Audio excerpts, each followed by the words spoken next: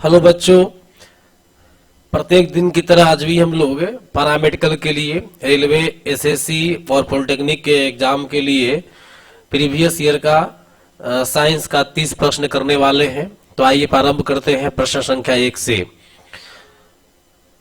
बरसात की बूंदों का गोलाकार होने का कारण। देखो बेटा, अगले क्लास में कभी समझाए थे, बताए थे आप लोगों को कि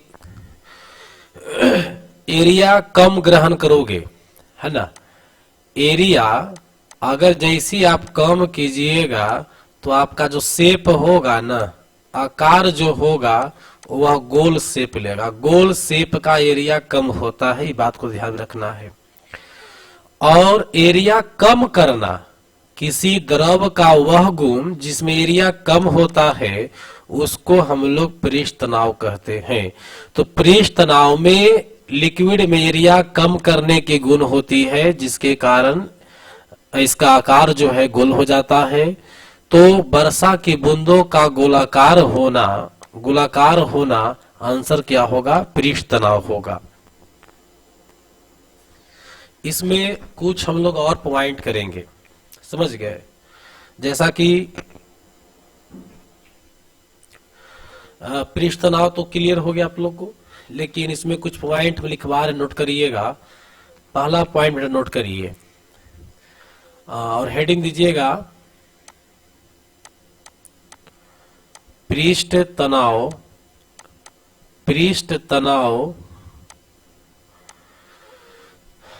का उपयोग कहां कहां उपयोग होता है वो करना है। और एक बात ध्यान देना, पृष्ठ तनाव को इंग्लिश में हम लोग सरफेस टेंशन कहते हैं। चलिए 1 नंबर पॉइंट दीजिएगा, लिखिए बाल या ब्रश को, बाल या ब्रश, चाहे वो पॉलिश करने वाला हो या पेंट करने वाला ब्रश हो, बाल या ब्रश को पानी से भिगाने पर उनकी बालें आपस में चिपक जाती है।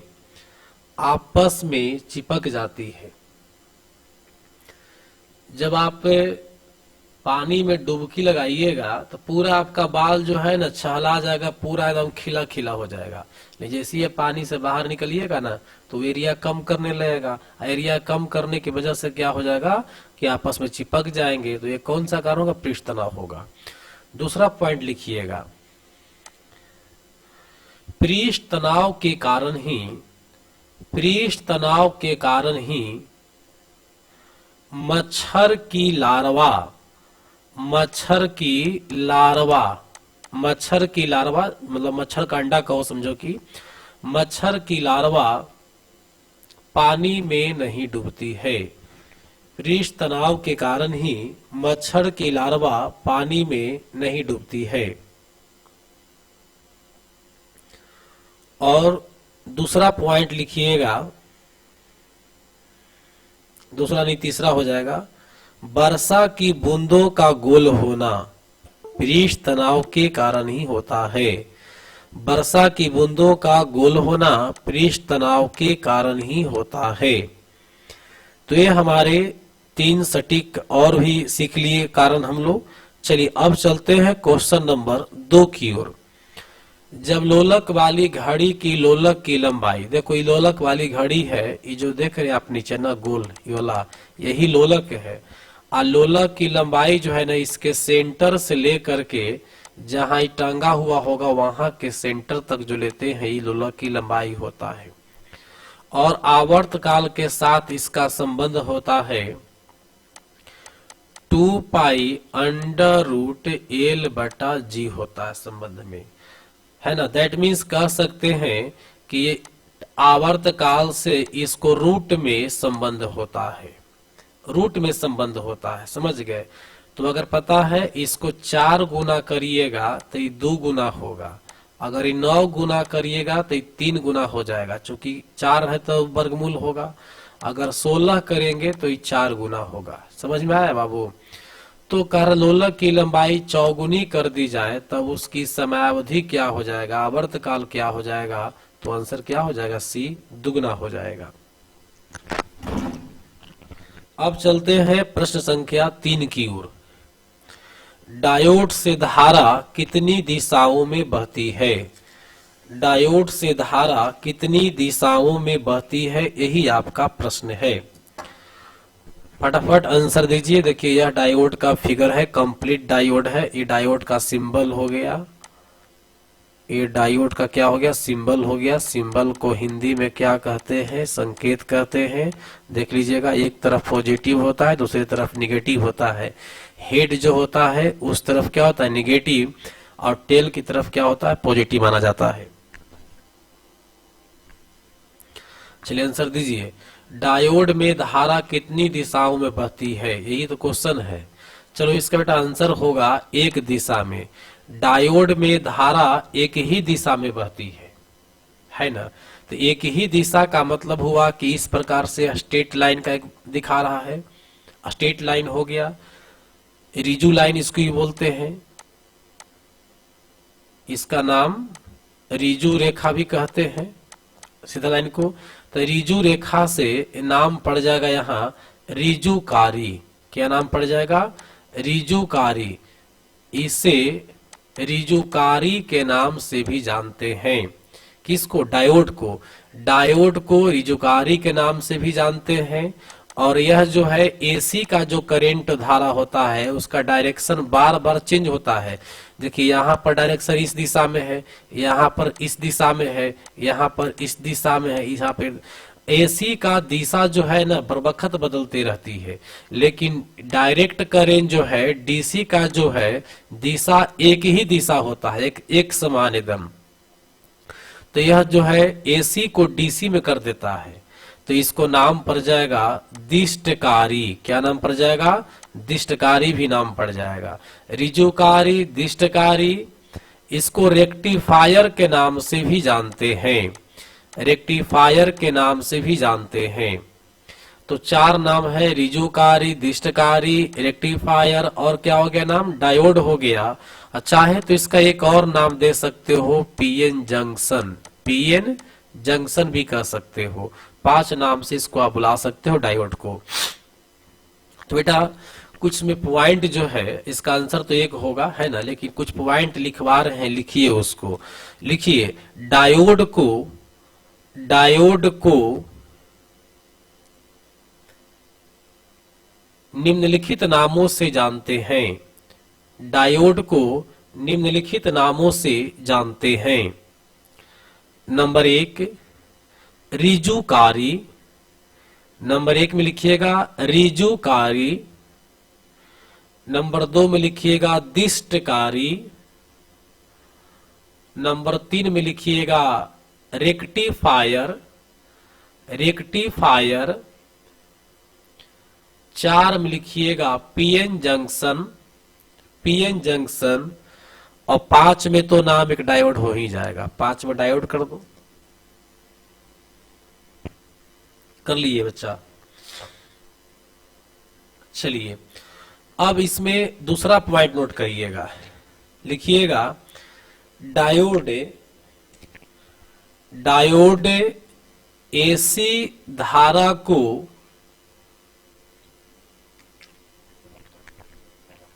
डीसी में परिवर्तित कर देती है। डायोड एसी धारा को डीसी में परिवर्तित कर देती है। एसी धारा को डीसी में परिवर्तित कर देती है। डायोड में धारा का प्रवाह एक ही दिशा में होती है। डायोड में धारा का प्रवाह एक ही दिशा में होती है। डायोड में धारा का प्रवाह एक ही दिशा में होती है। हो गया। थोड़ा सा डायोड के बारे में हम समझाना चाहेंगे आप लोग को कि डायोड का निर्माण होता कैसे है। देखिए आप ये नाम सुने होंगे सेमी कंडक्टर नाम सुने हैं। सेमी कंडक्टर को कई नामों से हम लोग जानते हैं। इसको बोलते हैं अर्धचालक बोलेंगे, अर्धचालक बोलेंगे, अर्धवाहक बोलेंगे, अर्धचालक भी बोलते हैं, अर्धवाहक भी बोलते हैं, और चतुर्थ कर्षण भी कहते हैं। सेमी कंडक्टर को ये 4 नाम देंगे। सेमी कंडक्टर, अर्धचालक, अर्धवाहक, चतुर्थ कर्षण। चतुर्थ कर्षण इसलिए नाम पड़ा यहाँ क्योंकि इसका जो वैलेंस इलेक्ट्रॉन होता है वो 4 होता है, इसलिए इसका नाम पड़ गया चतुर्थ कर्षण, या चतुर्थ संयोजी भी कह सकते हैं। अर्धवाहक मतलब आधा सुधा बहने वाला, अर्धचालक मतलब आधा चालक, पूरा का पूरा नहीं। ये मीनिंग निकला। तो आइए पहले हम लोग इसी सेमी कंडक्टर के बारे में डिस्कस करते हैं शॉर्ट में। जब शॉर्ट में कर लेते हैं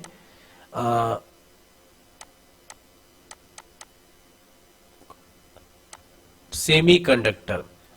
सेमी कंडक्टर 2 प्रकार के होता है। एक होता है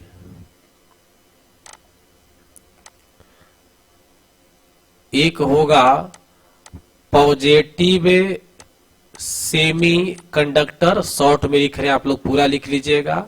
और दूसरा हो गया इसका negative semi conductor.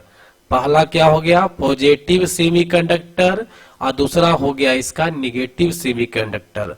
Positive semi conductor को हम लोग बोलेंगे पी टाइप सेमी कंडक्टर और निगेटिव वाले को बोलेंगे एन टाइप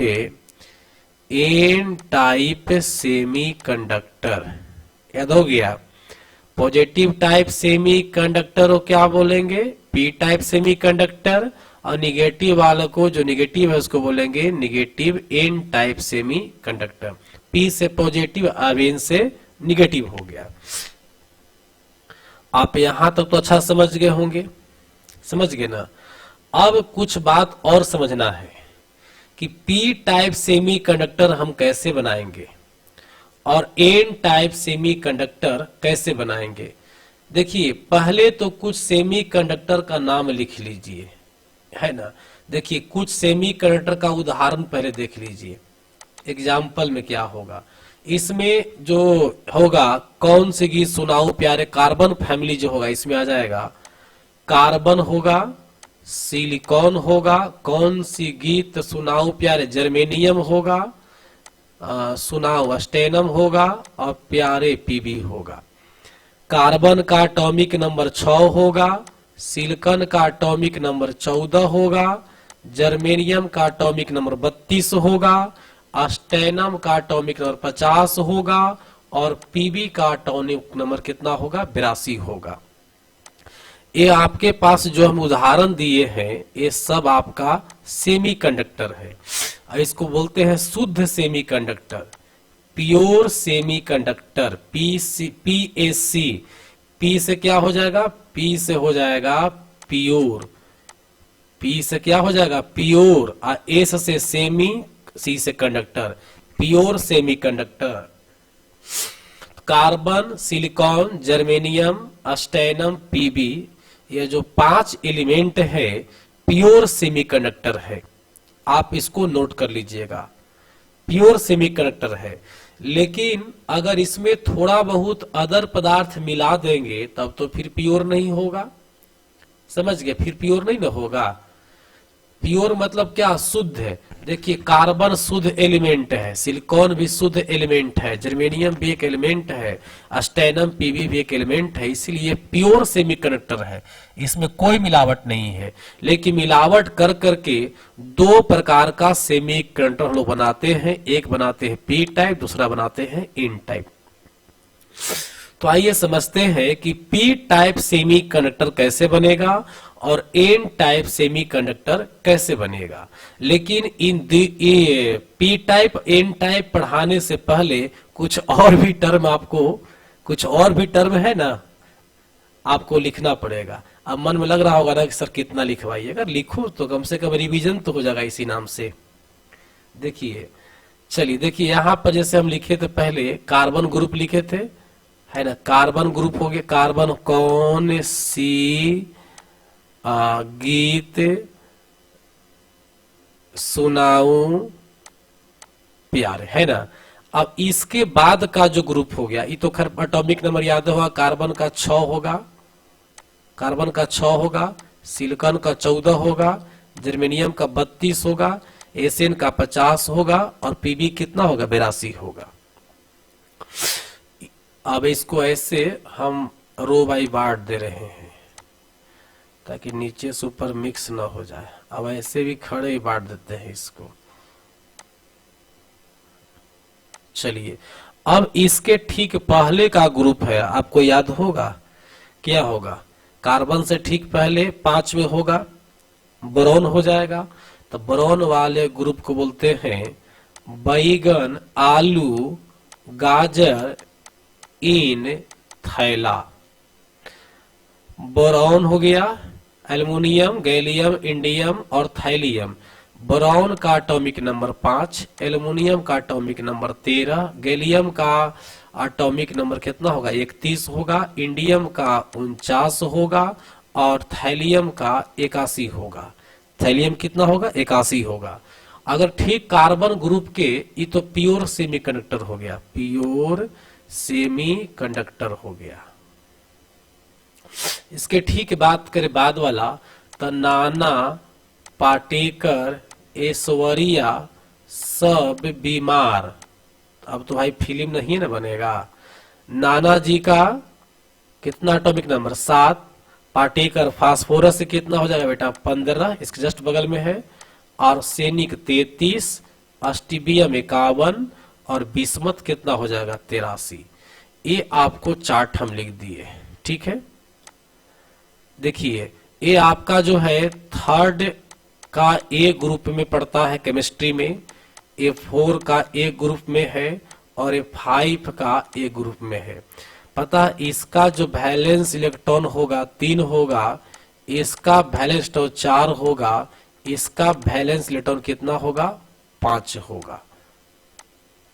इस सब का ये जितना नाना part A nitrogen phosphorus arsenic अस्टिबियम बिस्मत सब का जो है ना ये 5 वैलेंस इलेक्ट्रॉन होगा। अब जानते हैं ये 3 वैलेंस इलेक्ट्रॉन है तो इसका नाम पड़ जाएगा त्रिसंयोजी। इसका नाम क्या पड़ जाएगा त्रिसंयोजी। ये 4 है तो चतुर्थ नाम पड़ जाएगा चतुर्थ संयोजी, चतुर्थ संयोजी। इस 5 है तो नाम पड़ जाएगा पंच संयोजी, पंच संयोजी नाम पड़ जाएगा। समझ गया। अब एग्जाम में एक देगा आप लोग को कि पंच संयोजी, चतुर्थ संयोजी, त्रिसंयोजी। त्रिसंयोजी कौन कौन है? बैगन आलू गाजर इन थैला। चतुर्थ संयोजी हो गया कौन से गीत सुनाऊं प्यारे लाल प्यारे जी। और पंच संयोजी हो गया नाना पाटेकर ऐश्वर्या सब बीमार हो गया। क्लियर हो गया। अब हम चाहते हैं कि पी टाइप सेमी कंडक्टर का निर्माण करें। पी टाइप सेमी कंडक्टर का मतलब हो गया पॉजिटिव वाला। तो देखिए पॉजिटिव वाला सेमी कंडक्टर बनाना होगा तो बीच में हमको लेना होगा त्रिसंयोजी। त्रिसंयोजी में चाहे बोरॉन लीजिए, एल्युमिनियम लीजिए, गैलियम लीजिए, इंडियम लीजिए, थैलियम लीजिए, लेकिन सबसे ज्यादा जो यूज होता है इंडियम का होता है। ठीक है बाबू। इंडियम के पास 3 इलेक्ट्रॉन है बाहतम कक्षा में, चूंकि वैलेंस इलेक्ट्रॉन मतलब क्या बाहतम कक्षा में 3 इलेक्ट्रॉन है ना इसका, तो 3 इलेक्ट्रॉन यहां बना दीजिए, 1 2 और 3 बना दिए, है ना। अब क्या कीजिए इसमें जो प्योर सेमी कंडक्टर है कार्बन सिलिकॉन जर्मेनियम अस्टेनम पीबी है ना, इसमें से किसी एक को मिला दो, जर्मेनियम को मिला दो, सिलिकॉन को मिला दो, कार्बन के मिला दो। सबसे ज्यादा यूज हो रहा है अर्धचालक में वो सिलिकॉन का हो रहा है, तो हम सिलिकॉन को ही मिलाते हैं। तो इस सिलिकॉन यहां बैठा दिए SI, यहां भी सिलिकॉन बैठा दिए SI और यहाँ भी सिलिकॉन बैठा दिए Si, और इस तरफ चूंकि सिलिकॉन चतुर्थ संयोजी में होता है तो इस तरफ भी सिलिकॉन बैठेगा। सब जो है यहाँ पर सहसंयोजक बंधन बनाएगा, समझ गए। चूंकि कार्बन ग्रुप का है, कार्बन साझेदारी करता है, तो ये बॉन्ड कंप्लीट कर लेगा, ये भी बॉन्ड कंप्लीट कर लेगा, यही बॉन्ड कंप्लीट कर लेगा। इसके लिए बॉन्ड कंप्लीट नहीं हुआ तो यहाँ पर एक जगह खाली माना जाता है। मान लिए कि यह जगह खाली है, तो खाली जगह जो है इसी को हम लोग हॉल बोलते हैं। क्या बोलते हैं? हॉल बोलते हैं। मतलब हॉल मीन्स क्या? खाली जगह। तो इसी हॉल में सिलिकॉन का जो इलेक्ट्रॉन है यहाँ पर वाला, जो सिलिकॉन का इलेक्ट्रॉन है यहाँ पर वाला, ये इसमें प्रवेश करेगा। तो बताइए, इसमें जब इलेक्ट्रॉन प्रवेश करेगा, गति करेगा, तो इलेक्ट्रॉन जब गति करने लगेगा तो धारा तो बढ़ जाएगा, आवेश का प्रवाह बढ़ जाएगा। तो इस प्रकार से सेमीकंडक्टर में, प्योर सेमीकंडक्टर में इंडियम के मिला देने से इलेक्ट्रॉन का प्रवाह बढ़ जाता है, इलेक्ट्रॉन का प्रवाह बढ़ जाता है। और क्यों बढ़ा? यहाँ तो बॉन्ड कंप्लीट कर लिया, यहाँ भी बॉन्ड कंप्लीट कर लिया, लेकिन यहाँ पर बॉन्ड कंप्लीट नहीं बल्कि एक जगह खाली है, हॉल। तो हॉल के कारण ही इलेक्ट्रॉन में गति हुआ, हॉल के कारण ही इलेक्ट्रॉन में गति हुआ, समझ रहे हैं। तब जो है यहाँ इलेक्ट्रॉन को बहाने में मुख्य भूमिका किसका रहा? हॉल का रहा। तो यही हॉल का नेचर जो है पॉजिटिव होता है, इसीलिए इसको पी टाइप सेमीकंडक्टर माना जाता है। तो आप लोग एक हेडिंग दीजिए, P type semiconductor. P type semiconductor heading दे दो। दिया, लिखो पी टाइप सेमीकंडक्टर के निर्माण में, पी टाइप सेमीकंडक्टर के निर्माण में प्योर सेमीकंडक्टर में, प्योर सेमीकंडक्टर में त्रिसंयोजी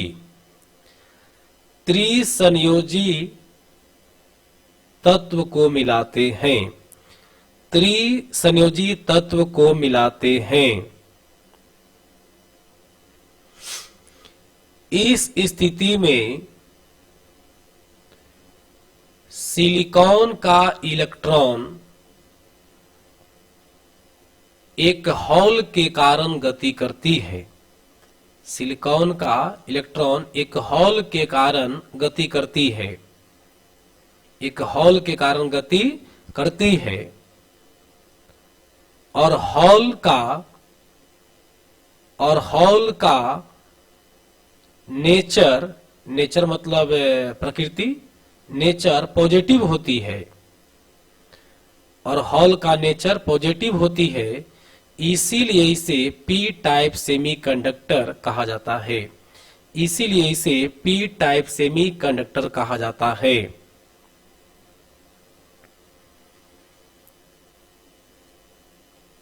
लिख लिए, अर्थात पी टाइप सेमीकंडक्टर में, पी टाइप सेमीकंडक्टर में धारा का प्रवाह, विद्युत धारा का प्रवाह हॉल के कारण होता है, हॉल के कारण होता है। इस बात को दर्शा दीजिएगा। चलिए, एक इलेक्ट्रॉन यहाँ एक डायग्राम बना कर दिखा दो। सिलिकॉन यहाँ बैठा दीजिए, एक सिलिकॉन यहाँ बैठा दीजिए, एक सिलिकॉन यहाँ बैठा दीजिए, बॉन्ड बना दीजिए, बॉन्ड बना दो, बॉन्ड बना दो ऐसे, और यहाँ पर एक होल बना दो, और यहाँ पर सिलिकॉन बैठा करके एरो के माध्यम से दिखा दीजिए कि ये सिलिकॉन का इलेक्ट्रॉन है ना, हॉल की ओर जा रहा है। अब इसका नाम लिख दीजिए हॉल। इस डायग्राम को बनाओ।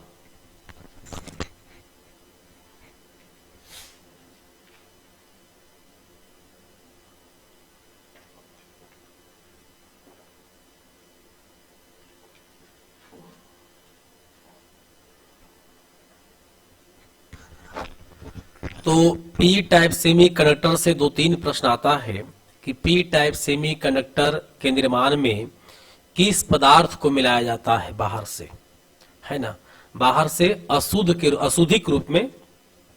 चूंकि इसमें सिलिकॉन तो शुद्ध है, आप देख लिए, pure semiconductor, carbon, silicon, germanium, स्टीन, पीबी है, तो ये तो प्योर शुद्ध है, ये भी प्योर है, ये भी प्योर है, ये भी प्योर है। अशुद्धि कौन है? इंडियम है।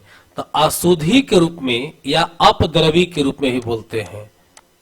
अपद्रवी के रूप में, अशुद्ध रूप में किसको मिलाते हैं? तो इंडियम को मिलाते हैं। डायरेक्ट आंसर इंडियम पहले पूछता था, लेकिन अब इंडियम नहीं देगा, देगा त्रिसंयोजी, चतुर्थ संयोजी, पंच संयोजी, तो आप फंस जाइएगा। त्रिसंयोजी आप याद रखिएगा। त्रिसंयोजी का मतलब हुआ कि जेकर 72 कक्षा में 3 होगा। एक बात याद रखो, पी टाइप बनाने के लिए, पी टाइप सेमीकंडक्टर बनाने के लिए 3 वाला, मतलब 3 इलेक्ट्रॉन वाला को मिलाएंगे, चाहे वो एल्युमिनियम हो, गैलियम हो, इंडियम हो, जिसको मिलाइए, त्रिसंयोजी को मिलाएंगे। पी टाइप में 3 को। और अगर ही बात करें एन टाइप में, तो एन टाइप में किसको मिलाएंगे? पंच को मिलाएंगे, जो कि करके देखते हैं। डायग्राम बना ली बेटा। चलिए अब आप लोग क्या कीजिए, लिखिए, हेडिंग दीजिए N type semiconductor. N type semiconductor heading दो, लिखो। एन टाइप सेमीकंडक्टर के निर्माण में, एन टाइप सेमीकंडक्टर के निर्माण में, प्योर सेमीकंडक्टर में, प्योर सेमीकंडक्टर कौन कौन है? कार्बन, सिलिकॉन, जर्मेनियम, है ना। कौन से गीत सुनाओ प्यारे?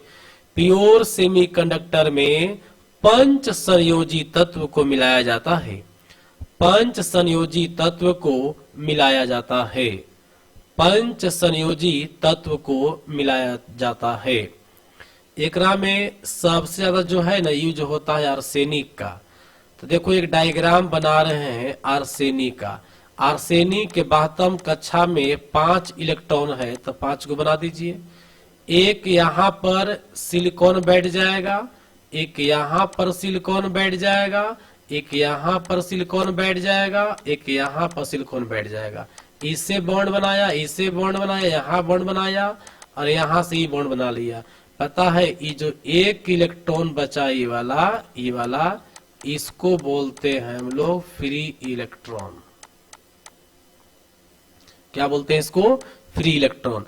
तो बताइए यहाँ पर हॉल नहीं बचा, बल्कि इलेक्ट्रॉन बच गया, आर्सेनिक वाला, है ना। तो इसलिए इलेक्ट्रॉन बच गया, तो इलेक्ट्रॉन निगेटिव होता है, इससे नाम पड़ गया, इसका एन टाइप नाम पड़ गया।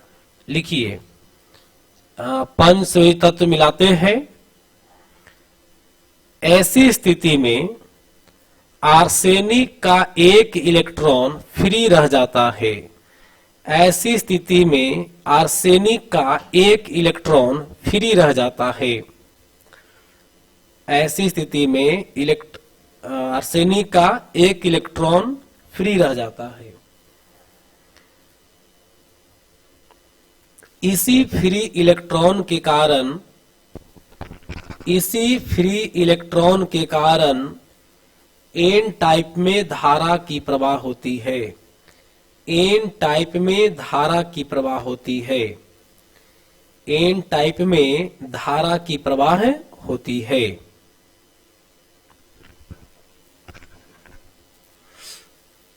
हो गया। चलिए डायग्राम डाल दो इसको।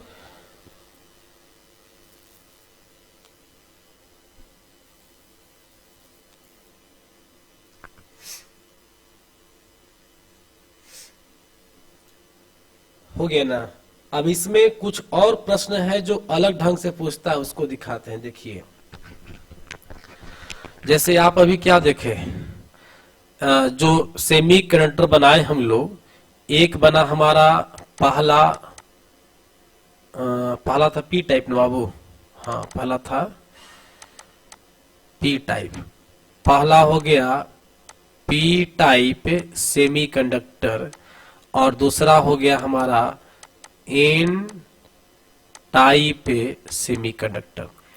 पी टाइप में किसके कारण करंट बह रहा था? तो पता है हॉल के कारण। और एन टाइप में किसके कारण? इलेक्ट्रॉन के कारण। याद हो गया। पी टाइप में करंट बहा किसके कारण? हॉल के कारण। और एन टाइप में करंट बह रहा था इलेक्ट्रॉन के कारण। अब एक बात समझो, जब हॉल खाली जगह था तो उसमें इलेक्ट्रॉन भी गिरा होगा, तो इलेक्ट्रॉन भी गति किया था, इलेक्ट्रॉन भी गति किया था ना इसमें, तो इसमें भी इलेक्ट्रॉन हो जाएगा, इलेक्ट्रॉन हो जाएगा। और यहां पर भी क्या हो जाएगा? हॉल हो जाएगा। लेकिन सुनिए, पी टाइप में मुख्य रूप से जगह कौन दिया? हॉल दिया, हॉल ही ने जगह दिया था। तो इसको बोलते हैं मेजोरिटी, इसको बोलेंगे मेजोरिटी। मेजोरिटी का मतलब हुआ बड़े पैमाने पर। और एन टाइप में मेजोरिटी हो गया, मेजोरिटी हो गया इलेक्ट्रॉन। पी टाइप में मेजोरिटी कौन हो गया? हॉल। और एन टाइप में मेजोरिटी कौन हो गया? इलेक्ट्रॉन। तो ई मेजोरिटी है, तो मेजोरिटी के उल्टा माइनॉरिटी होता है। मेजोरिटी मतलब ढेर सारा, तो इसका उल्टा क्या होता है? माइनर, मतलब थोड़ा सा। माइनॉरिटी, जैसे मान लो कि आपकी गाड़ी है और गाड़ी बिगड़ गई है, थोड़ा बहुत बिगड़ती है, मतलब 4-5 मिनट में बन जाए, तो उसको बोलते हैं माइनर प्रॉब्लम। अब बहुत घंटा 2 घंटा या दिन भर टाइम लग जाए बनाने में, तो उसको बोलते हैं मेजर प्रॉब्लम। मेजर मतलब बड़ा और माइनर मतलब क्या होता है? छोटा। तो देखो, पी टाइप में मेजर कौन हुआ? हॉल हुआ, तो इलेक्ट्रॉन यहां बन जाएगा माइनॉरिटी, माइनॉरिटी। और यहां पर इलेक्ट्रॉन है मेजोरिटी, तो हॉल बन जाएगा माइनॉरिटी, माइनॉरिटी। याद रखिएगा बेटा, आप सिर्फ मेजोरिटी को याद करो, समझ गया? सिर्फ मेजोरिटी को याद करो, माइनॉरिटी में उलट देना। मेजोरिटी याद कीजिए, माइनॉरिटी में उलट दीजिएगा। पी टाइप में मेजोरिटी कौन है? हॉल।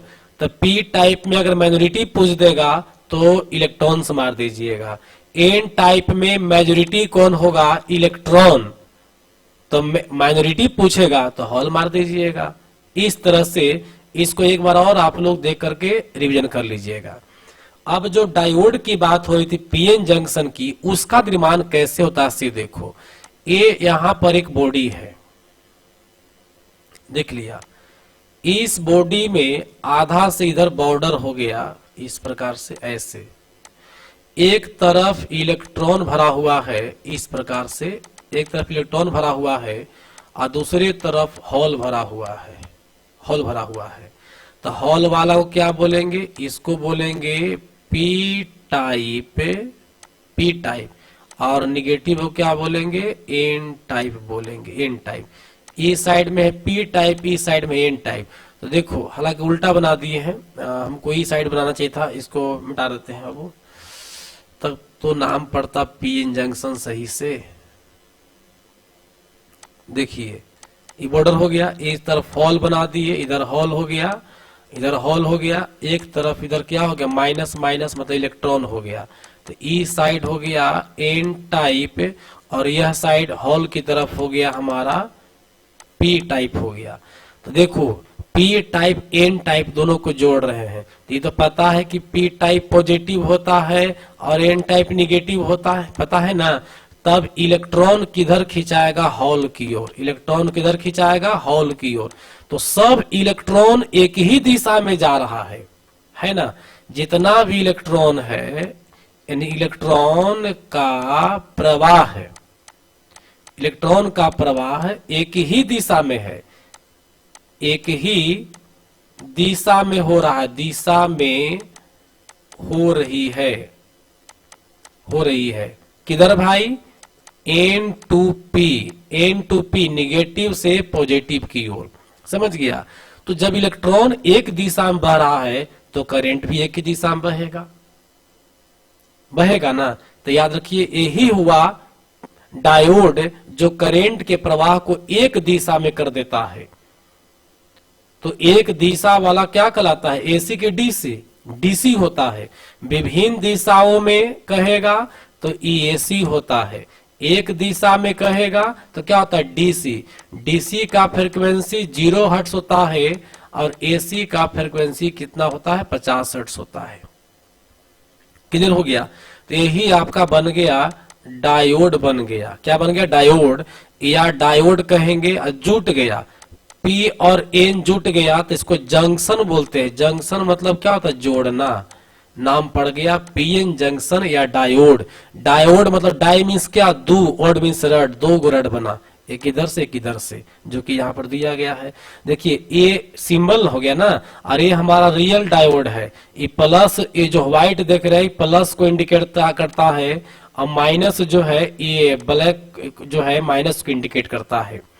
आपको डायोड में व्हाइट पट्टी जिस तरफ रहेगा वो प्लस समझिएगा, और जिस तरफ में ब्लैक पट्टी रहेगा नेगेटिव समझिएगा। क्लियर हो गया?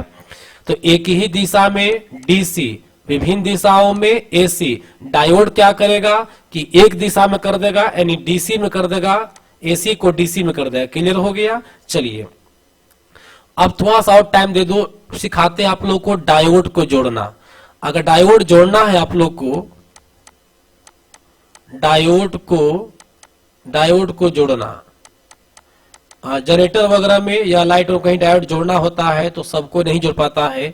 याद है डायोड जोड़ते समय इस बात पर ध्यान दीजिए। देखिए ऐसे ऐसे डायोड जुड़ता है, ऐसे डायोड ले लेंगे, और एक तरफ, ये दोनों तरफ हम लोग पॉजिटिव ले लेंगे। ये पॉजिटिव हो गया, कलर कर दे रहे हैं ब्लैक वाला का।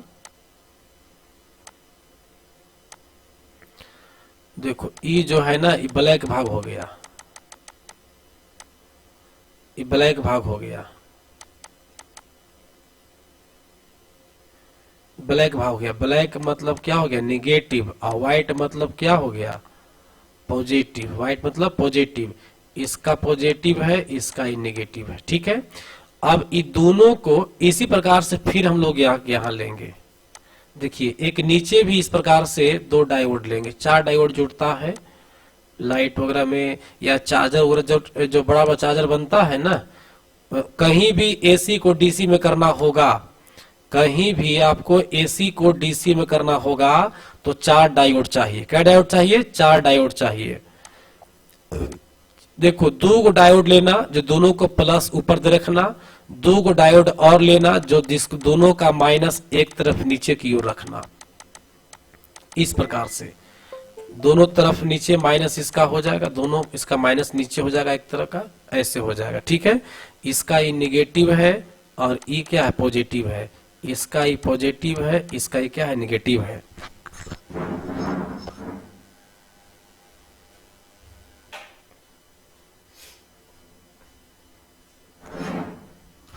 अब देखो अब क्या करना है बेटा कि इसको जोड़ना है। तो ई प्लस वाल, ई जो प्लस मुंह है और ई प्लस मुंह है, दोनों को प्लस प्लस के मिला के एक तार बना दो, और ई दोनों माइनस माइनस है, दोनों के माइनस माइनस मिला के एक मुंह बना दो। तो ई जो बन गया माइनस बन गया हमारा, और ई क्या बन गया? प्लस बन गया। ठीक है, और फिर ई देखो माइनस प्लस हो जाएगा, ये दोनों को ऐसे कनेक्ट कर दो, ऐसे जोड़ दो, फिर इसको भी माइनस प्लस करके ऐसे करके इसको भी जोड़ दीजिए। ऐसे जोड़ते हैं डायोड हम लोग। तो यहां पर जो इससे जो निकलेगा, ये दोनों से जो निकलेगा बीच वाला से, ये आपको एसी होगा, एसी का पॉइंट, और ये भी एसी का पॉइंट होगा। एसी में दो पॉइंट होता है, एक माइनस एक प्लस होगा, तो कोई भी जोड़ दो कोई दिक्कत नहीं। एसी में कोई भी कैसे जोड़ दो कोई दिक्कत नहीं है, लेकिन यहाँ ई कन्फर्म पॉजिटिव ही होगा और ये डीसी होगा, ये कन्फर्म निगेटिव होगा और क्या होगा? डीसी होगा। तब जानते हैं लाइन आएगा ये दोनों पॉइंट पर एसी वाला में, और ये दोनों जो पॉजिटिव निगेटिव निकला डीसी, ये वाला डीसी वाला ये चला जाएगा, बैटरी में चला जाएगा। अगर आप लोग घर में बैटरी चार्जर इन्वर्टर वगैरह है, देखिएगा डायोड ऐसे जुड़ा हुआ होगा चार गो। अब हर डायोड का साइज अलग अलग होगा।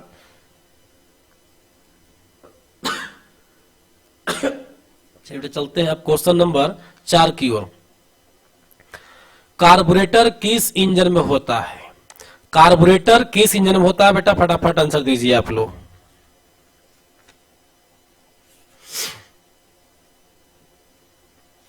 चलो आंसर होगा इसका पेट्रोल इंजन में कार्बोरेटर होता है, पेट्रोल इंजन में। और देखिए पेट्रोल इंजन की अगर दक्षता की बात करें, दक्षता इफिशियंसी, तो इसकी दक्षता होता है 35%, डीजल की दक्षता होता है 25%। सोरा उल्टा लिख दिया बाबू, इसको उल्टा कर दिए। पेट्रोल की दक्षता कर दीजिए 25 और डीजल की दक्षता कर दीजिए 35। अब भाप इंजन कर दीजिए दक्षता कितना 10%। मतलब पेट्रोल इंजन जो है ना 25% काम करेगा, जितना उसको भोजन जलेगा, जितना पेट्रोल डालेंगे एनर्जी उसका 25% काम करेगा, बाकी 75% वेस्ट कर देगा, खत्म कर देगा। डीजल 35% काम करेगा। सबसे अधिक दक्षता किसका होता है? डीजल इंजन का होता है। तो पेट्रोल इंजन का एक कार्बोरेटर है। कार्बोरेटर हम जानते हैं क्या होता है? कार्बोरेटर में जो है ना पेट्रोल प्लस एयर दोनों को मिक्सर बनाया जाता है। देखिए, एक में एयर प्रवेश करेगा, एक में पेट्रोल पे यहां से एयर प्रवेश करेगा, एयर लिया जाता है, और यहां से तेल लिया जाएगा, दोनों को मिक्स किया जाएगा और फिर आगे भेजा जाता है। यहीं पर एक चौक भी होता है, चौक है। चौक जो करता क्या है? इसके मिश्रण को पतला और गाढ़ा करता है। चलिए अब चलते हैं क्वेश्चन नंबर 5। किसी द्रव में वस्तु पर लगने वाला उत्क्षेप बल क्या होता है? जैसे मान लो ये पानी है, भरा हुआ है ना, तो इसमें कोई ऑब्जेक्ट डालिएगा तो ये ऊपर तैरेगा, ऊपर की ओर उठता है, समझ गया? तो ये उत्क्षेप बल किस पर निर्भर करता है, ये आपसे पूछा जा रहा है। किसी द्रव में उत्क्षेप बल जो है किस पर निर्भर करता है, यह पूछ रहा है। तो जानते हैं, अगर मान लो ये द्रव जब ऑब्जेक्ट डालिएगा तो कुछ पानी तो बाहर गिर जाएगा, बर्तन से खुला रहेगा, यहां तब गिरेगा ना। तो जितना वस्तु के डाले से, वस्तु के नीचे डालने से जितना पानी बाहर चला जाए, जितना पानी विस्थापित हो जाए, इसी के भार के बराबर जो है उत्क्षेप बल काम करता है। तो आंसर क्या करेंगे? आंसर करेंगे विस्थापित द्रव के भार पर। विस्थापित द्रव के भार पर किसी ऑब्जेक्ट को डाले और 5 किलो पानी गिर जाता है बाहर, जैसे मान लो ऐसे ही, तो गिरेगा नहीं, बंद था तब नहीं गिरेगा, ऐसे मान नली लगा दिया गया, ठीक है, और पानी लबालब भरा हुआ है। इस ऑब्जेक्ट को आप डाले और इस बर्तन में 2 केजी पानी गिर गया, तो समझो कि इस पर उत्क्षेप जो है 2 केजी के बराबर लगेगा, 2 न्यूटन के बराबर लगेगा। 2 केजी इसका भार में कमी हो जाएगा। अगर मान लो कि यहाँ 10 केजी पानी गिरता है तो इसके भार में 10 केजी का कमी आ जाएगा। चलिए, ये आर्किमिडीज का सिद्धांत है। अब चलते हैं क्वेश्चन नंबर 6। स्थिर पानी में मिट्टी का तेल डालने पर मच्छर की लार्वा कम जाता है। बिल्कुल सही बात है। देखिए, अभी थोड़ा देर पहले लिखवाए थे कि पानी में मच्छर का जो लार्वा होता नहीं डूबता है, क्योंकि पृष्ठ तनाव के कारण तैरते रहता है। लेकिन जैसे ही पानी में मिट्टी तेल डाल दीजिएगा, सरफ डाल दीजिएगा, तो वो जो है से डूब जाएगा। बेटा एक पॉइंट और लिख लो, पानी में सुई का तैरना पृष्ठ तनाव कारण है। पानी में सुई तैरती है। पानी में सुई डालिएगा स्थिर से ना, खड़े नहीं, पट डालना है, तो तैरने लगती है पृष्ठ तनाव के कारण। लेकिन जानते हैं, जैसे उसमें सरफ डाल दीजिएगा, साबुन का घोल डाल दीजिएगा, मिट्टी तेल डाल दीजिएगा, तो पृष्ठ तनाव कम जाता है, ऊपर से डूब जाएगा। तो मच्छर का लार्वा भी जो है, ये सब कीड़ा देख रहे हो ना, इस नली में कीड़ा जो जन्मता है, एकदम ऊपर पटापट चलित रहेगा, खूब कबड्डी कबड्डी कबड्डी कबड्डी खेलेगा पानी के ऊपर। मच्छर का लार्वा डूबेगा नहीं, क्योंकि पृष्ठ तनाव कारण उतरते रह जाता है। समझ गए? जैसे ही मिट्टी तेल डालेंगे डूब जाएगा। तो देखिए क्या होगा, स्थिर पानी मिट्टी तेल डालने पर मच्छर का लार्वा कम हो जाता है, क्योंकि प्रजनन में बाधा डालता है नहीं। मच्छर के लिए उच्च विष है नहीं, जहर नहीं है। लार्वा को सांस में बाधा डालता है, राइट, ये डूब जाएगा, है ना, डूब जाएगा अगर ये, तो सांस में दिक्कत हो जाएगा। आंसर क्या मारेंगे? सी मारेंगे। क्या मारेंगे हम लोग? सी मारेंगे। क्लियर हो गया? चलिए अब देखिए, यही देखिए मच्छर का लार्वा है, इतना बड़ा, हम जूम करके दिखला दिए हैं। अब इसका साइकिल है, पहले देखो इसको, एग ऐसा होता है, मच्छर का एग हो गया, बड़ा लार्वा हो गया, फिर और बड़ा होगा, फिर इस प्रकार से बड़ा हो करके, और लास्ट में देखिए ये जो है ना आपके दुख दर्द को समझावेगा।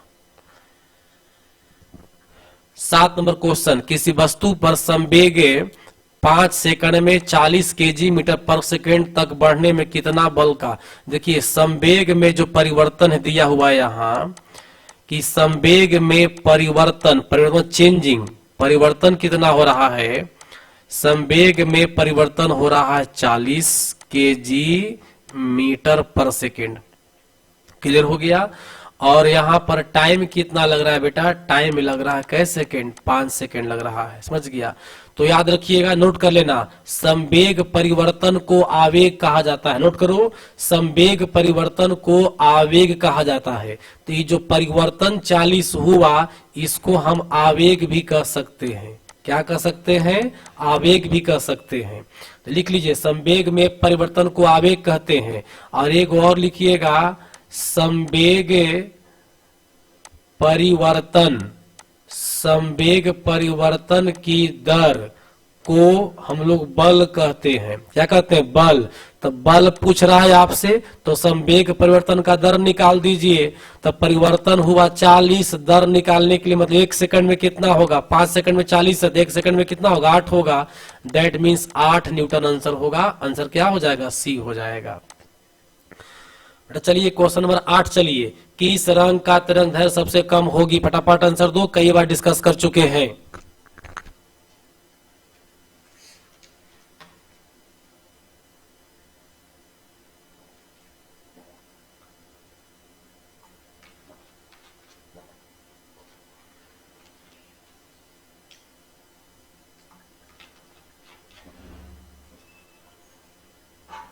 चलिए, किस रंग का तरंग दैर्ध्य सबसे कम होता है। बेटा याद रखिएगा, लाल का तरंग दैर्ध्य जो है ना बाबू, सबसे मैक्सिमम होगा। और यह तरंग दैर्ध्य जो होता है 7800 एंगस्ट्राम, या कह सकते हो 7.8 गुने 10⁻⁻7 मीटर, है ना। और बैगनी का जो तरंग दैर्ध्य है, ये होता है सबसे कम होता है, मिनिमम होता है प्रकाश में। और इसका तरंग दैर्ध्य जो होता है 3900 एंगस्ट्राम, या कह सकते 3.9 गुने 10⁻⁻7 मीटर। क्लियर हो गया बेटा। तो सबसे कम कह रहा है, तो आंसर क्या मारेंगे, बैगनी मारेंगे। चलिए चलते हैं क्वेश्चन नंबर 9। बिजली की 1 यूनिट में यानी ऊर्जा का खपत कितना हो रहा है, ऊर्जा खपत हो रहा 1 यूनिट। वाट पावर यानी शक्ति, शक्ति कितना ले रहा है, 100 वाट ले रहा है। तो पूछा कि समय अवधि तक जलेगा, कितना देर में 1 यूनिट खपत होगा। तो आपसे क्या पूछ रहा है, समय पूछ रहा है, वाट क्या होगा। तो पता है यूनिट में अगर आपको निकालना होता है एनर्जी, अगर आपको यूनिट में अगर एनर्जी निकालना है, तो उसके लिए जानते हैं, एक याद रखना है ऐसे बेटा, फार्मूला होता है एनर्जी या वर्क का, क्या होता है, पीटी होता है, पावर गुने टाइम। पावर गुने टाइम कहां से लाए थे, क्योंकि पावर बराबर होता है वर्क बाई टाइम, इसीलिए हो गया वर्क बराबर क्या हो गया, पीटी हो गया। समझ गया। तो वर्क बराबर फॉर्मूला क्या होता है, पीटी, पावर गुने टाइम। तो पावर मेरा देखिए एनर्जी बराबर, तब वर्क या एनर्जी, एनर्जी बराबर हो गया पावर गुने टाइम। एनर्जी दिया हुआ है 1 यूनिट, है ना। अब पावर दिया हुआ है कितना, 100 गुने टाइम कितना दिया हुआ है, टाइम हमारे पास नहीं दिया हुआ है। लेकिन जानते हैं जब ऐसे अगर आपको यूनिट में कन्वर्ट करना होगा, यूनिट में कन्वर्ट करना होगा अगर, तो इसको टाइम को हम लोग घंटा में रखते हैं, और उसमें पावर को 1000 से क्या करते हैं, भाग देते हैं। समझ गए, 1000 से क्या करते हैं, भाग देते हैं। मतलब अगर देखो ई जो हो गया ना मूल फार्मूला हो गया, लेकिन आंसर आपको यूनिट में निकालना होगा। अगर आंसर आपको यूनिट में निकालना होगा तो फार्मूला हो जाएगा एनर्जी बराबर पीटी बटा 100, पीटी बटा 100, और वो भी टी जो है किस में रहेगा, घंटा में होगा। तो यहाँ देखिए ये तिरछा तिरछी गुना करिएगा यहाँ से, तो ये हो जाएगा 1000 बराबर 100 टी, तो कट जाएगा कै मरतबे, 10 मरतबे, इसीलिए टी बराबर कै घंटा हो जाएगा, 10 घंटा हो जाएगा। चलिए देखिए सिंपल समझिएगा, अगर आपको एनर्जी या वर्क, समझ गया बेटा, अगर आपको जूल में निकालना रहेगा, अगर जूल में निकालना है तो एनर्जी या वर्क का फॉर्मूला सिर्फ पीटी हो जाएगा, सिर्फ क्या हो जाएगा, पीटी हो जाएगा। लेकिन अगर आपको एनर्जी या वर्क को यूनिट में निकालना है, यूनिट में जिसको किलोवाट घंटा बोलते हैं में अगर निकालना है, तो समझ गया, तब जानते हैं एनर्जी या वर्क का फॉर्मूला हो जाएगा पीटी बटा 1000, पीटी बटा क्या हो जाएगा 1000, और वो भी यहाँ टाइम सेकंड में है, यहाँ टाइम किस में रहेगा सेकंड में, और पावर किस में रहेगा वाट में, पावर किस में रहेगा वाट में। लेकिन जानते हैं यहाँ पर टाइम जो है घंटा में होना चाहिए, किस में होना चाहिए घंटा में। क्लियर हो गया। चलिए तो इसका आंसर सी मार देंगे ना। अब चलते हैं क्वेश्चन नंबर 10, फिजिक्स का अंतिम क्वेश्चन। हाँ, निम्न में कौन सा मैग्नीफाइंग ग्लास है। मैग्नीफाइंग मतलब होता है बड़ा करने वाला, जूम करने वाला ग्लास। तो मैग्नीफाइंग में यूज करते हैं हम लोग कन्वेक्स लेंस। किसका यूज करते हैं कन्वेक्स लेंस, और हिंदी में इसको बोलते हैं उत्तल लेंस। क्या बोलते हैं बेटा उत्तल लेंस बोलते हैं। लेकिन ऑप्शन में कहीं उत्तल लेंस नहीं है, तो लेकिन अब यहाँ पर बात है कि भाई कैसे पहचानेंगे। देखो यह है उत्तल लेंस और ये है अवतल लेंस। उत्तल लेंस का गुण है प्रकाश को इस प्रकार से मिला देना, मतलब अभिसारित कर देना, अभिसारित करता है प्रकाश। उत्तल लेंस जो है प्रकाश को अभिसारित कर देगा, और अवतल लेंस जो है ना प्रकाश को फैलाता है, प्रकाश को फैलाता है, मतलब ई जो है अपसारित करता है। अपसारित आई है अभिसारित। तो देखिए अभिसारित मीन्स मिलाना, अपसारित मीन्स फैलाना। तो उत्तल लेंस क्या करता है बेटा अभिसारित। तो क्या हो जाएगा सी आंसर हो जाएगा। अब चलते हैं हम लोग क्वेश्चन नंबर कितना 11 की ओर। केमिस्ट्री का शुरुआत है, फटाफट आंसर दो बेटा, बहुत इजी क्वेश्चन है। अम्ल का स्वाद हमेशा खट्टा होता है, इसमें सौर बोलते हैं। आंसर क्या हो जाएगा ये हो जाएगा। अब चलिए क्वेश्चन नंबर 12 की ओर। नींबू में पाया जाता है, फटाफट आंसर दो, नींबू में कौन अम्ल पाया जाता है।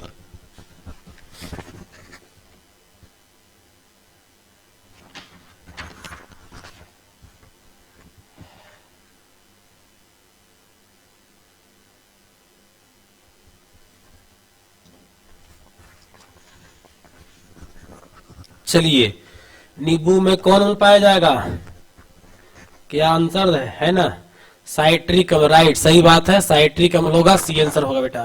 तो ऐसा यहाँ पर हमारा मन है कि सबका डाल दो, फॉर्मूला डाल दो, टार्ट्रिक एसिड का, एसिटिक एसिड का, साइट्रिक का, फॉर्मिक का भी एसिड डाल दो फॉर्मूला।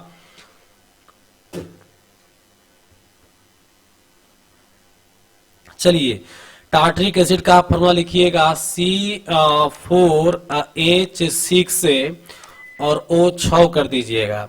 एसिटिक एसिड का फॉर्मूला लिख लो CH3COOH।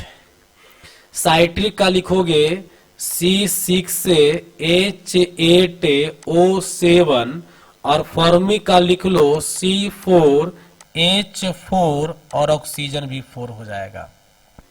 चलिए कर लीजिए,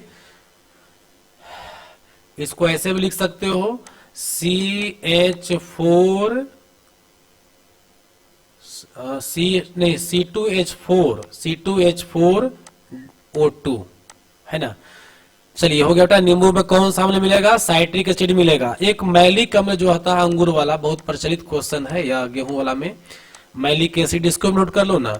फॉर्मूला होता है C4H6O5 होता है। चलिए अब हम लोग करते हैं next question 13 number. Bakelite plastic प्राप्त होता है। बेकेलाइट प्लास्टिक जो है बेटा ये हीट बर्दाश्त करता ज्यादा करता है, मतलब तापरोधी होता है। यह जो है तापरोधी होता है, तापरोधी प्लास्टिक है।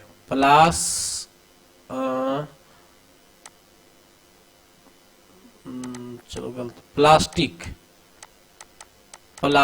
है, तापरोधी प्लास्टिक होता है।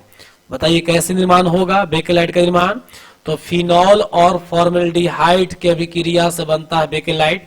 कुकर वगैरह का जो हैंडल होता है ना ब्लैक वाला, वो सब बेकेलाइट का बना होता है। नॉर्मल प्लास्टिक लगा दोगे तो पिघल जाएगा तुरंत एकदम। कुकर का हैंडल वगैरह देखते हैं कई एक साल चलता है, वो बेकेलाइट का बना हुआ है। अब बनता किससे है फिनॉल और फॉर्मेल्डिहाइड के अभिक्रिया से। अब चलते हैं क्वेश्चन नंबर 14। एंटीपायरेटिक है ना, बुखार वाला दवा बोल सकते हो, इसको reduce fever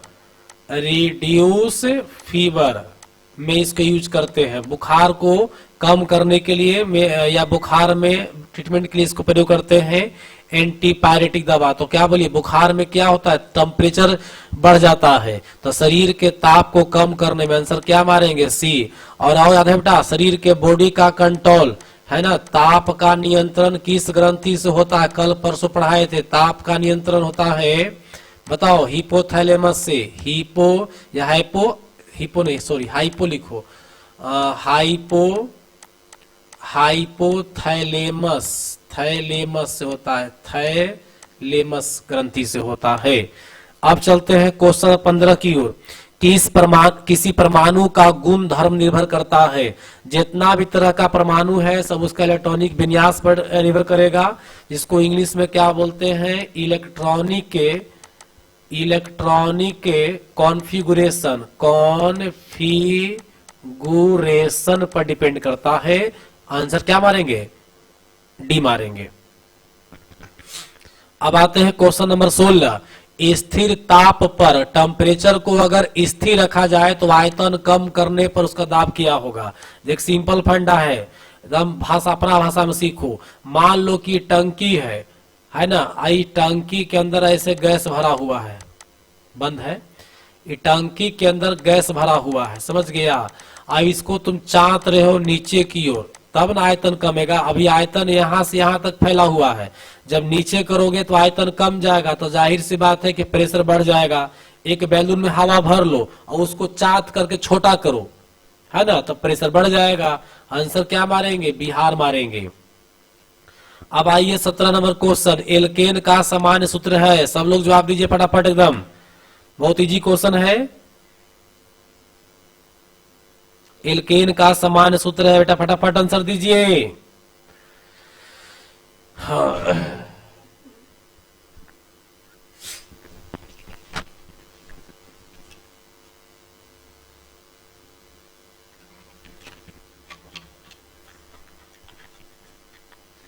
alkene, alkene, alkyne, है ना। देखिए आप बताते हुए नोट करना। देखो ई जो हमारा है, ये हमारा आपका है एल्कीन हो गया, और ये जो है आपका एल्केन हो गया, और ये जो आपका ई वाला -2 वाला जो हो गया आपका एल्काइन हो गया, एल्काइन हो गया। और इसका नाम है एल्काइल, एल्काइल हो गया YL। इसी में ना हम लोग OH या क्लोरीन या कुछ भी जोड़ते हैं जी, या हाइड्रोक्साइड जो भी जोड़ना होता है, या ब्रोमाइड जोड़ते हैं, याद है, चर्चा किए थे ना। तो बेटा ये हो गया हमारा एल्कीन हो गया, ये हमारा एल्केन हो गया, ये एल्काइल हो गया, ये हो गया एल्काइन। एल्काइल है, ल है, न है, एल्काइन। तो आंसर क्या हमारा बनेगा, एल्केन पूछ रहा है तो आंसर क्या मारेंगे, बिहार मारेंगे। चलिए तो चलते हैं क्वेश्चन नंबर 18। एस्प्रिन। चलो बेटा एस्प्रिन का रासायनिक नाम क्या होगा, फटाफट आंसर दीजिए।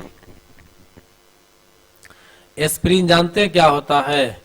एस्प्रिन जो है एक मेडिसिन है जो खास करके ही काम करता है बेटा पेन रिलीफ में। किसमें काम करता है, पेन रिलीफ में काम करता है, पेन रिलीफ में काम करता है एस्प्रिन, समझ गए।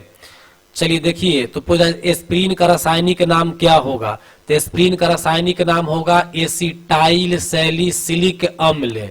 एसिटाइल सैलिसिलिक अम्ल होगा। अगर IUPAC नाम की बात करें, IUPAC नाम की बात करें तो इसका नाम हो जाएगा, नोट कर लेना, 2AC acetoxy, acetoxy benzoic, benzoic acid, benzoic acid. Acetylene salicylic अम्ल का नाम क्या हो जाएगा, IUPAC नेम क्या हो जाएगा, 2 एसिटॉक्सी बेंजोइक एसिड। नोट कर लीजिएगा बेटा। आगे चले, अगला प्रश्न ध्यान दीजिएगा कि एस्प्रिन किस में काम आता है, पेन रिलीफ में, मतलब कह सकते हो दर्द निवारक दवा के रूप में, दर्द निवारक दवा के रूप में। क्लियर हो गया ना। चलिए अब चलते हैं हम लोग क्वेश्चन नंबर 19 की ओर। शुष्क सेल में विध्रुवक का कार्य करता है, बताओ फटाफट आंसर। चलिए शुष्क सेल में विध्रुवक का काम करता है मैग्नीज डाइऑक्साइड MnO2, है ना बेटा। विध्रुवक है कैसे, देखिए सेल में दो तरह का ऐसे सेल है, इसमें दो तरह का रड होता है, एक पॉजिटिव होता है और एक निगेटिव होता है। तो निगेटिव वाला प्लेट पर इस प्रकार से हाइड्रोजन का लेयर जमना, हाइड्रोजन उदासीन होकर के, हाइड्रोजन उदासीन होकर के और कैथोड पर जम जाता है। इसी दोष को हम लोग बोलते हैं ध्रुवन दोष। इसको बोलते हैं ध्रुवन दोष। अंग्रेजी में बोलेंगे पोलराइजेशन। क्या बोलेंगे? पोलराइजेशन एक्शन बोलते हैं इसको। समझिए, इसमें होता क्या है कि पूरा प्लेट ढक लेगा इस प्रकार से तूतिया से। नतीजा क्या होगा कि इस प्लेट से इसका संपर्क टूट जाएगा और करंट देना बंद कर देगा। इसको क्या करना है, हल्का गर्म पानी में डाल दीजिएगा, सब ठीक हो जाएगा।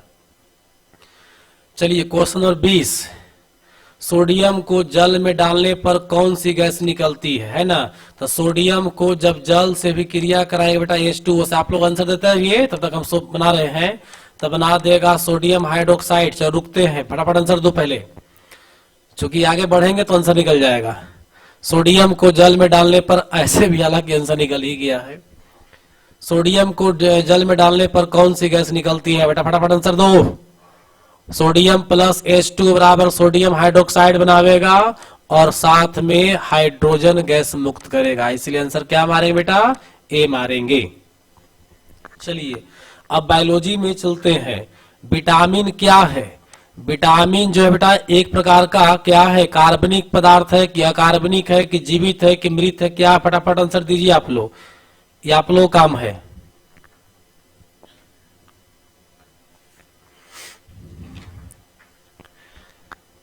चलिए बता दें आप लोगों को कि विटामिन जो है एक प्रकार का कार्बनिक पदार्थ है और इसमें कुछ इंपॉर्टेंट फैक्ट्स यहाँ नोट करो बेटा, फटाफट नोट करो तो स्पीड में। देखिए विटामिन का खोज फंक के द्वारा किया गया था। विटामिन का खोज फंक के द्वारा किया गया था 1910 से 11 के बीच में। 1910 से 1911 के बीच में, कहीं आंसर 10 देगा कहीं 11 देगा, लेकिन दोनों नहीं रहेगा। चलिए और पॉइंट नोट करिए आप लोग। विटामिन का खोज सबसे पहले कौन किए थे? फंक ने किए थे, है ना। पता है बेटा कौन कौन सा विटामिन जो है पानी में घुलनशील है, पता है आप लोग को? विटामिन को दो भाग में बांट सकते हो। जितना भी तरह का विटामिन है ना, विटामिन जो है उसको दो भाग में बांटो। एक हो गया वाटर में सोलूबल होगा और दूसरा फैट्स में सोलूबल होगा, समझ गया, वसा में। एक होता है जल में घुलनशील और एक होता है वसा में घुलनशील। बी और सी जल में है, बाकी सब जितना भी हो गया, ए हो गया, डी हो गया, के हो गया, ई हो गया, सब जो है ना सब वसा में घुलनशील है। नोट कर लीजिएगा, जल में घुलनशील कौन कौन है? बी और सी। जल में घुलनशील कौन कौन है? बी और सी। और बाकी सब जितना विटामिन है सब वसा में घुलनशील होगा। क्लियर होगा बेटा? नोट कर लिए। चलिए अब एक प्रश्न यहां मेरा मन में बन रहा है, एग्जाम में पूछा जाता है कि सब्जी काटकर नहीं धोना चाहिए, हरी सब्जी को काटकर नहीं धोना चाहिए, क्यों? हाँ तो देखिए सब्जी काट दीजिएगा और उसको पानी में जाइएगा धोवे तो विटामिन बी और सी जो है पानी में घुल जाएगा ना, तो पानी में दह जाएगा ना जी, तो काम की चीज आया नहीं आपको। इसलिए सब्जी काटने से पहले धोना चाहिए, काटकर नहीं धोना चाहिए। तो सब्जी काटकर धोने से विटामिन बी और विटामिन सी दोनों का लॉस हो जाता है, पूरा नहीं, जितना कटल एरिया में रहेगा वही ना लॉस करेगा, लॉस हो जाता है। ठीक है, तो एग्जाम में जब प्रश्न आवेगा तो इसको सोल्व कर लीजिए, देख लीजिएगा अपना। क्या पता है आप लोग को कि कौन सा विटामिन जो है भोजन से नहीं प्राप्त करते हम लोग? लिख लो, विटामिन डी भोजन से नहीं बल्कि सूरज की प्रकाश से संश्लेषित होती है। विटामिन डी भोजन से नहीं बल्कि सूरज की प्रकाश से संश्लेषित होती है, संश्लेषित होती है। और खास कर करके एक एक केमिकल पदार्थ है, उसका नाम नोट कर लीजिएगा, इरगोस, इरगोस टेरॉल। देखो इरगोस टेरॉल। पर जब इस पर सनलाइट पड़ता है, सनलाइट पड़ता है हमारे स्किन पर, है ना, तो स्किन पर सनलाइट पड़ती है, तब जो है यह विटामिन डी का निर्माण करती है। तो विटामिन डी का निर्माण किससे होती है? इर्गोस्टेरॉल से, इर्गोस्टेरॉल से। इर्गिस्टोरॉल का एक और नाम है भियोस्ट्रॉल, भियोस्टेरॉल, भियोस्टेरॉल भी नाम है किसका? इर्गोस्टेरॉल को एक और नाम क्या है? भियोस्ट्रॉल, भियोस्ट्रॉल। तो बेटा याद हो गया, विटामिन डी जो हमारे बॉडी में बनता है धूप से, प्रकाश से, तो उसमें कौन सा फैक्टर चेंज होता है विटामिन डी में? इर्गोस्टेरॉल। क्लियर हो गया? चलिए, पता है किस विटामिन को प्रजनन विटामिन कहा जाता है? पता है आप लोग को? नोट कर लीजिए, विटामिन ई को प्रजनन विटामिन कहा जाता है। विटामिन ई को प्रजनन मतलब बच्चों को जन्म देने वाला। विटामिन ई शरीर में कम जाएगा ना, तो सेक्सुअल कैपेसिटी कम जाएगा, सेक्सुअल कैपेसिटी क्या होता है? कम जाता है। लिखो, विटामिन ई को प्रजनन विटामिन कहा जाता है। और बाकी जो है आप लोग विटामिन का रासायनिक नाम जरूर कर लीजिएगा कि ए का नाम रेटिनॉल होगा, बी तो बहुत सारा हो जाएगा, सी का अस्कार्बिक होता है, डी का कैल्सिफेरॉल होता है, ई का टेकोफेरॉल होता है, और पोटासियम के का क्यूलोफिनोन होता है।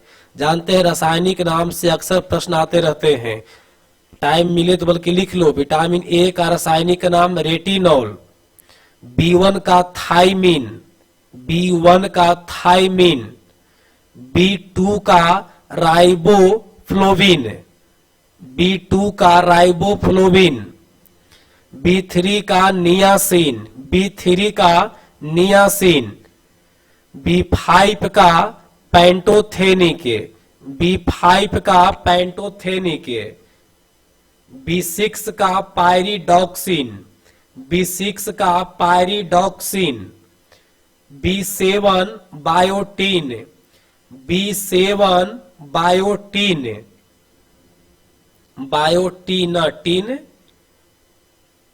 11 B11 folic acid, folic acid. जानते हैं फॉलिक एसिड जो है ना, लोहा का निर्माण करता है बॉडी में, आयरन को मेंटेन करता है। अगर किसी व्यक्ति को बॉडी में आयरन की कमी हो जाए, कमजोरी महसूस हुए, तो उसको फॉलिक एसिड पिलाने से विटामिन 11 जो है B11 कंप्लीट होता है।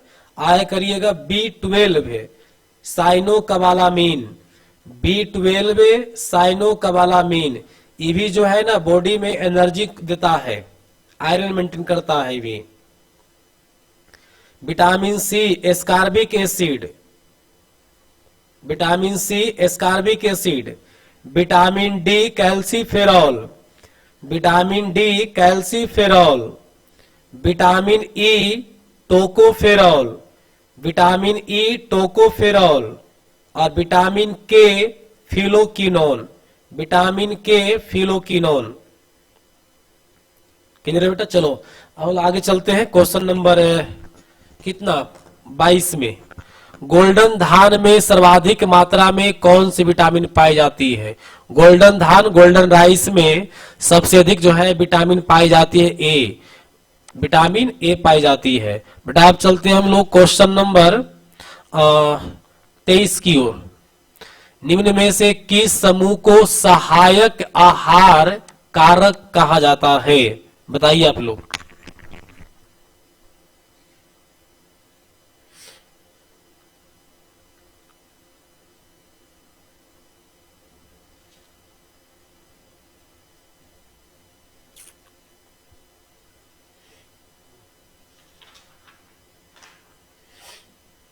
सहायक आहार कारक किसको कहते हैं? विटामिन सी को। चलिए अब चलते हैं क्वेश्चन नंबर 24 की ओर। सूर्य के प्रकाश त्वचा में उपस्थित इरेगोस्टिरॉल, चलो आ ही गया क्वेश्चन है ना, को किस विटामिन में परिवर्तित कर देता है? बेटा फटाफट आंसर दो, जस्ट पढ़ाएं अभी।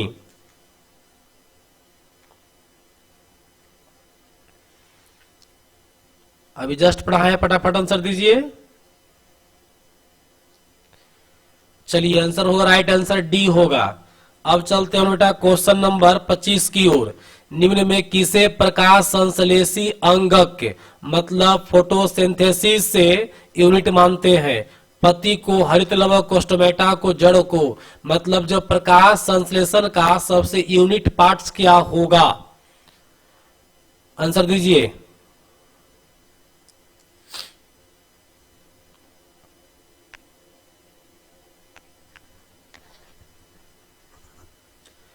चलिए आंसर होगा बेटा ए, पत्ती यानी लीफ है। प्रकाश संश्लेषण का यूनिट पार्ट क्या होता है? पत्ती होता है। पत्ती में हस्बैंड नहीं जी। चलो अब आते हैं बेटा क्वेश्चन नंबर 26। पौधों में आवश्यकता से अधिक जल किस प्रक्रिया द्वारा बाहर निकाले जाते हैं? जो जल है वो किस प्रक्रिया के द्वारा बाहर निकाला जाएगा?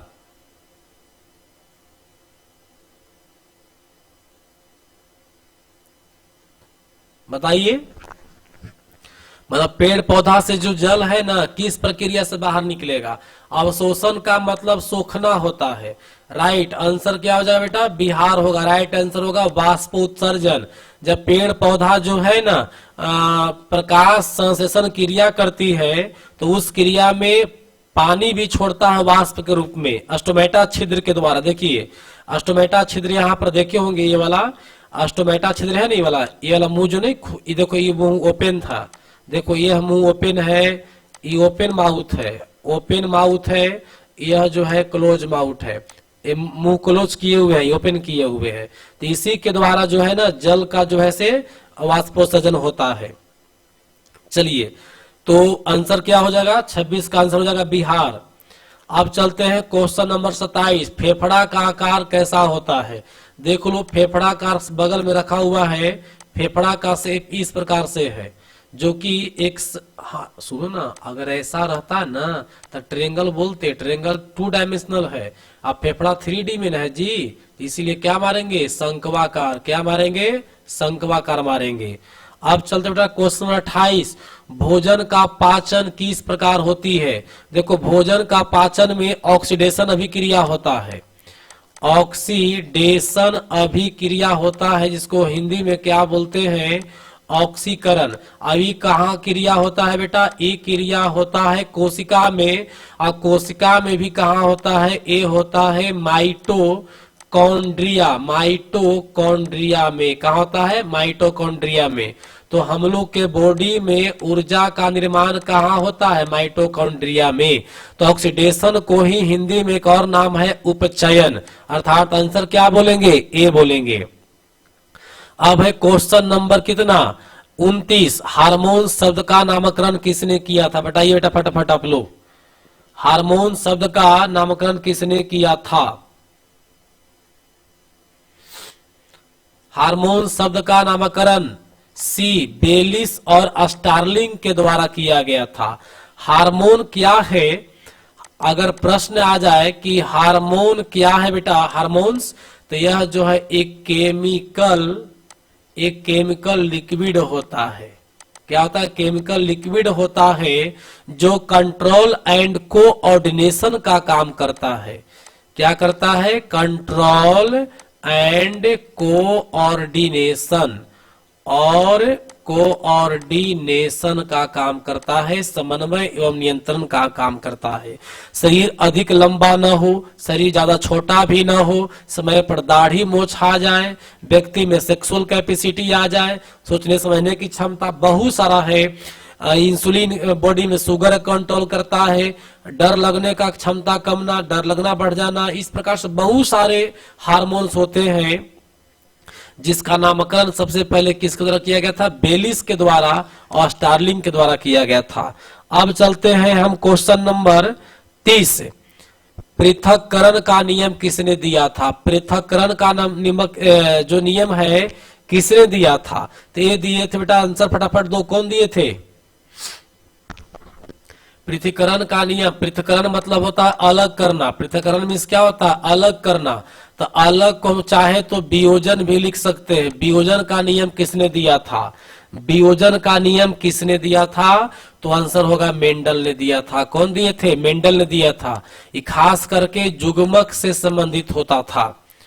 आज का क्लास यहीं पर समाप्त करेंगे। अब हम लोग फिर मिलेंगे अगले क्लास में।